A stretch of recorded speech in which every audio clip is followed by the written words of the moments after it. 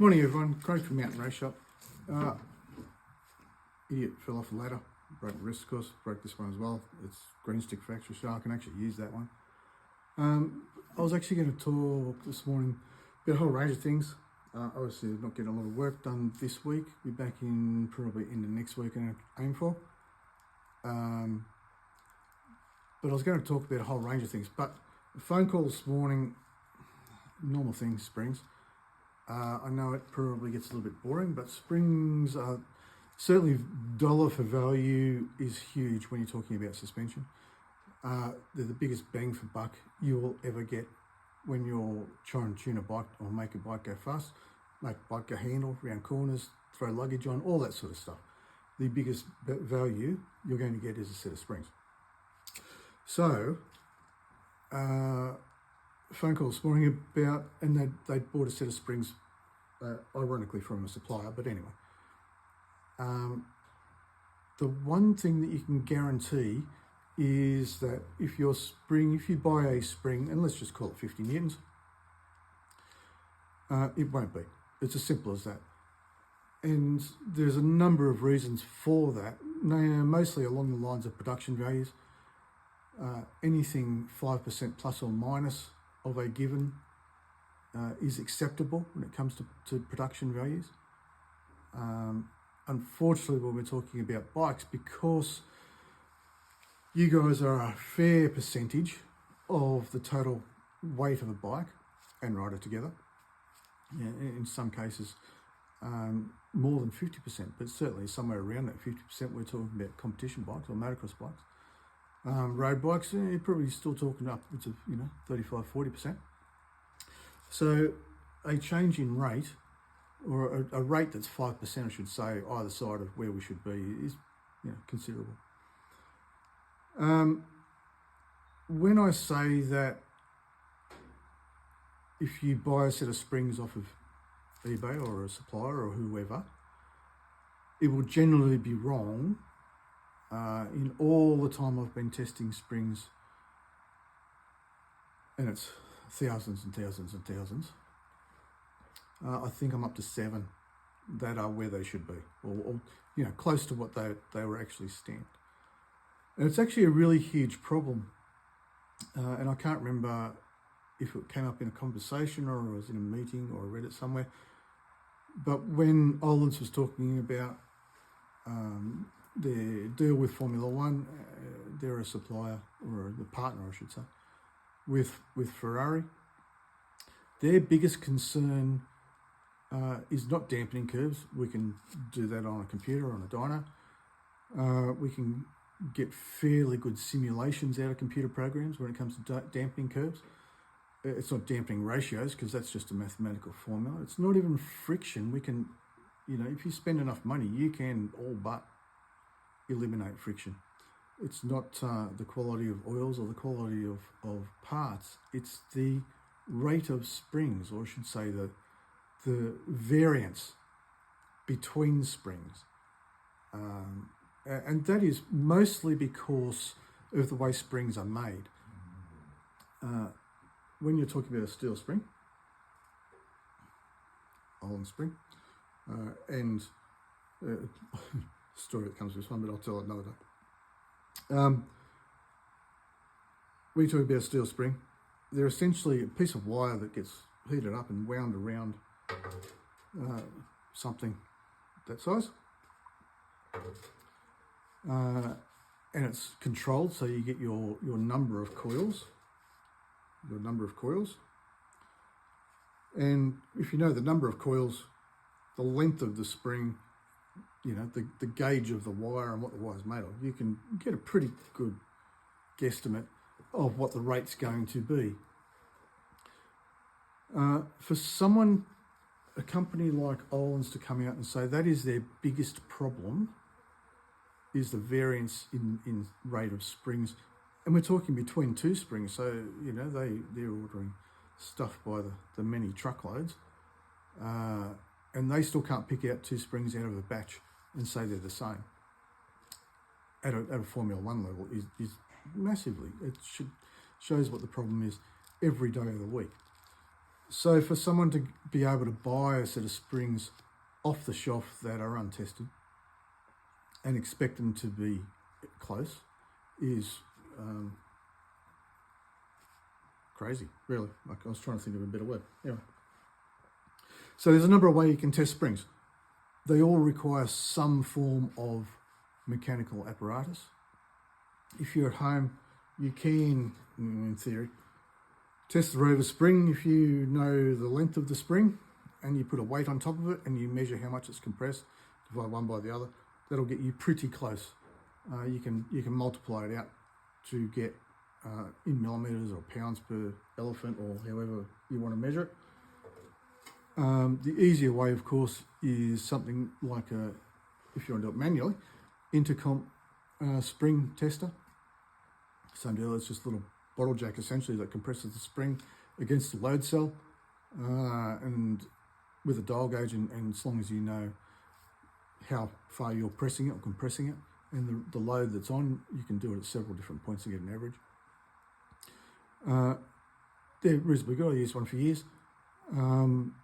They're extremely labour dependent. They take time, which leads to not every spring being tested because it takes up time. And so, you know, it's fairly, as long as your maths is good, it's pretty accurate. But it is a time-consuming thing. And a spring, I'm going to guesstimate this, but to test a shock spring, for example, like that would be something like 10 minutes, I would have thought. Certainly more than 5. You can go to a mechanical spring tester like the Lava 7 unit that I've got. Andrini had a prototype one when I was there in 17, which was actually fantastic. It was air operated, just worked off the shop air. Plug it in. You could put a spring in it and and it gave you the little LED screen. I don't know why they didn't put that into production. I know they do sell one, but it's not that one. It's an automated one, more like the one I have. But that first prototype one was amazing. It was fantastic. But if you don't have something like that, you can put it in a shock dyno. Most shock dynos will have a spring program on them. CTW do, for sure. The dyno I have does. I find that it's not that good. It's within the 5% tolerance, for sure, but it's not as accurate, from my experience. It's not as accurate as something like even an intercomp manual tester. Certainly not as accurate as the Lava 7 that I have.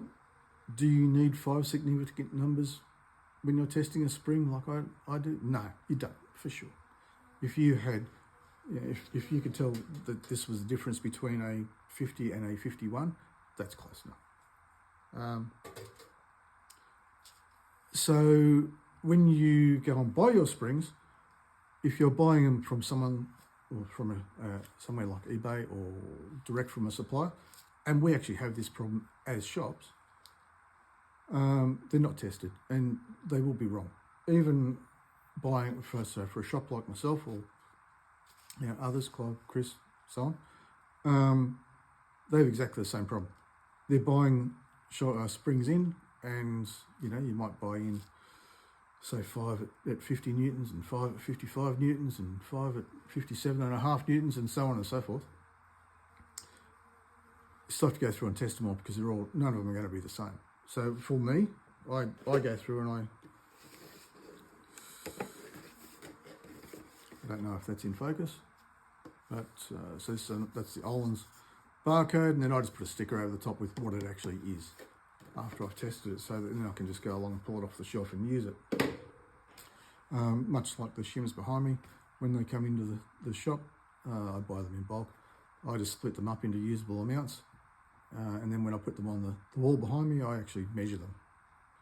Because, funnily enough, even shims that are meant to be, say, 0.3 of a millimetre thick will sometimes be 0.32 or 0.276 or however they are. It depends on the manufacturing and the plate and all that sort of gear, which for most people is close enough, to be honest with you. But like if it's 0.276, well, the next shim size down really is 0.25. Why didn't we just use that? But anyway, that's just the way I am. So even when I put a shim stack together, I'll measure all the shims and I'll pull them all off so that they're all relatively close to one another in a stack. You know, if we've got half a dozen shims that should be 0.3, and I've got some that are 0.9 and some that are 0.39, 0.31, then I can balance it out and get a pretty good coverage. But again, shims are just springs, and springs are the biggest problem in a suspension system when you are trying to put it together. There's so many variables, and rate being one of them. Okay. So how does that help the people who want to buy a spring? So you can come to someone like me, or to one of the other many millions of stores around the globe, suspension stores around the globe, and buy your springs. Is it going to cost you more? Yes. Yes, it is. Because, we're testing them for sure, and we're setting them on the shelf. We don't have the quantity. All of those other reasons that jockeys used to tell trainers when about their horse going slow. The other option is to, roll the dice and see what you get when you buy it, online. Or even if you go into a shop and just buy it. You have to work out whether that's a value to you, There are some cases, well, let's say a 65 SX, for example. They run a fairly light spring rate, even, because of the mechanical advantage of the PDS system. I think they come with a 30 Newton spring on the rear. When you test those WP shock springs, I should say, that 30 Newton spring will generally be one fly out. Will generally be 28 point something. I've seen them down as low as 26 genuine springs. So, if the young fella's of the weight that needs a 30 Newton spring, and you're looking at it and you go, we only need a 30 Newton spring, and the stock one says it's 30 Newton spring, and you put him on, all of a sudden you find out you're winding up a whole heap of preload, and those shocks don't have a top-out spring to work against, so there's, you can't get away with it that way. But if you go and buy a 30 Newton spring off the shelf to replace the WP one that's meant to be 30 Newtons but isn't, it's probably not going to be 30 Newtons either. It's probably going to be 28, to be honest with you.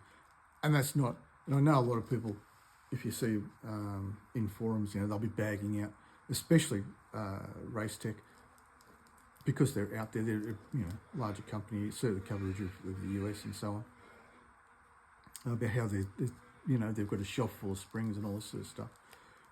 And that is predominantly because they're buying them untested off the shelf, and they're not the right rate. And that's not a Race Tech thing. That is every single manufacturer of springs out there have exactly the same problem. Okay, so this Olin spring, how did it go? So was meant, can't even see the writing anymore. This was meant to be a 50 Newton spring. 50 Newton spring, yep. 270 by 50. It is there, it's faded. So how did this go? So, as I said, you think, if you were to buy this on the internet, you'd think, yep, quality, Olin's, all that sort of stuff. 48.315. And funnily enough, I've tested this spring many times to show people, and every time I've tested it, it comes up at 48.315. So it's, just the way it is. You literally cannot buy with any confidence off the shelf without testing a spring and expect it to be right. So, as I said, how does that help? You guys trying to buy stuff, and I realise, you're saving yourself $20-30 buying it on the internet, maybe a couple more. My advice would be to buy the next rate up. Okay, so when you're talking about someone like Olin's, K-Tech, some of the others.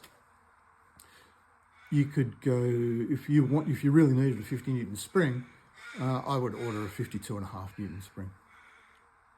It'll be closer.